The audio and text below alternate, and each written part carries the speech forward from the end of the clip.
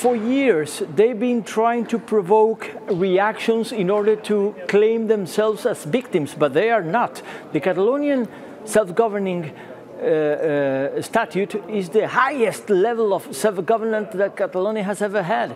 And the Catalonian language is protected, and there have been not only Catalonian nationalist governments in place for 40 years now, there have been 2 referendums in a row in order to adopt successive statutes of autonomy and 11 elections in a row.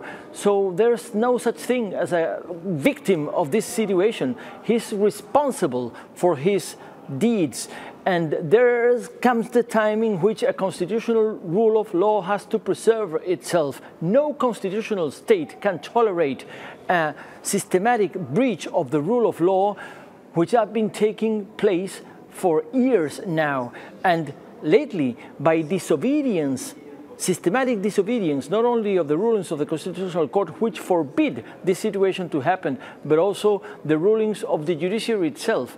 This situation that took place October the 11th was not a decision being made by the Spanish government, were decisions made by the courts of justice in order to make the law binding, mainly for those who are in government in the Catalonian government. So we got a situation which is serious and it's got to be taken seriously. And the Spanish Constitution provides legal responses in order to react to this kind of a situation. So you're in favor of a firm response? Under the name of a state of alarm, we got clauses of an extraordinary situation in order to prevent this situation from going any longer.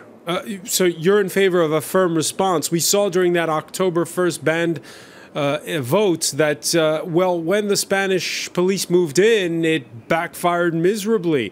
It was a public relations nightmare with images of police beating up old ladies. We have argued about that, but that is not the point.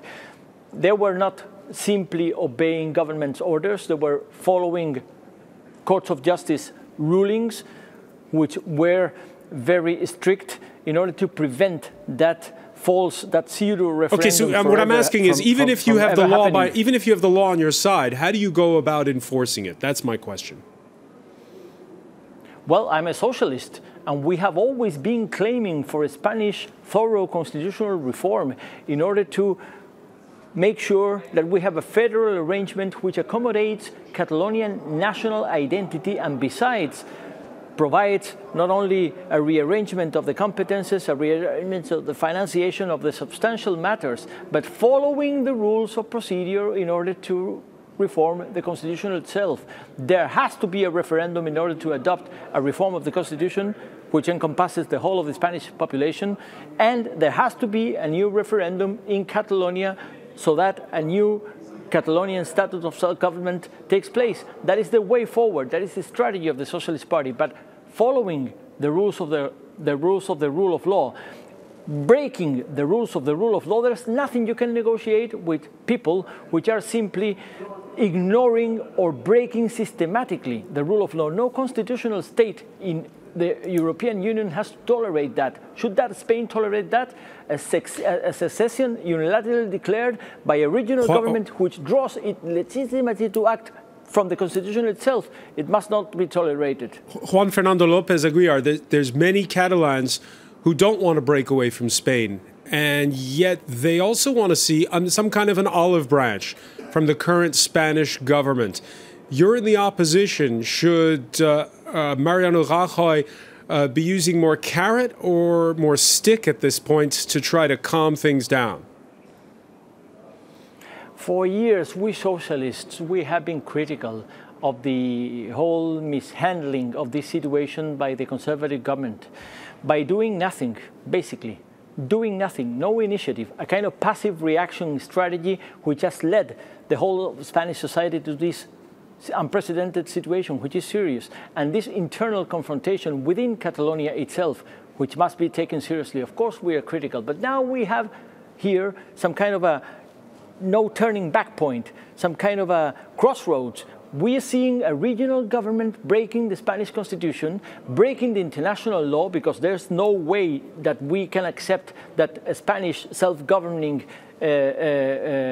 community, as it is the case of Catalonia, has a right to self-determination, because Catalonia is not a colony, Catalonia is not an oppressed people, Catalonia is not Kosovo, Catalonia is nothing of the sort. Catalonia is a free will expressed society in which there is pluralism, and as you have said it right, there are millions who do not want or not seek independence from Spain. And besides, there are rules and procedures and guarantees for minorities in order to accommodate a procedure, in order to break the stalemate and go forward, but not by simply breaking the Spanish constitution. If a constitution is broken, there has to be a legal response, and that's the accountability now of the Spanish government. Juan Fernando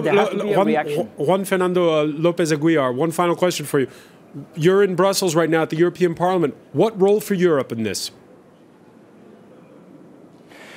Let me tell you, there's no such a thing as a European mediation. It doesn't make any sense.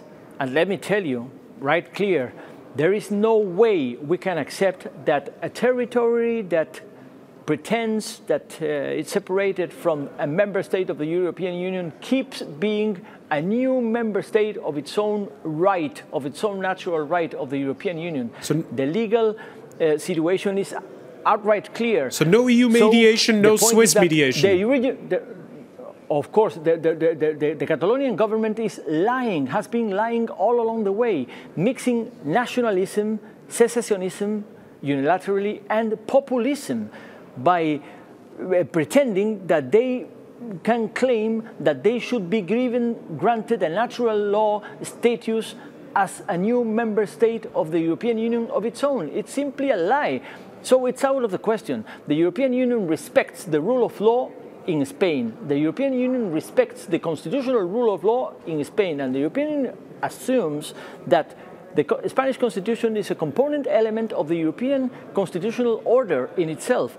Every member state has a right and a duty to preserve the rule of law, which is not simply the rule of the majorities, circumstantial majorities. It is also the protection of the individual rights, the protection of fundamental rights granted by the Constitution, the protection of separation of powers, and the protection of minorities and pluralism within a democratic and open society. That's the rule of law. This is not a tricky game of lawyers or professors of law. This is a precondition for living together in a pluralistic and open society. We have been that. That is the story of success, the story of success of Spanish in the last of Spain in the last 40 years. All right, we're going to ask Juan Fernando Lopez Aguilar. That constitution that gave us 40 years of peace and living together. I want to thank you for joining us there from Brussels, member of the European Parliament, Juan Fernando Lopez Aguilar, former Spanish Justice Minister.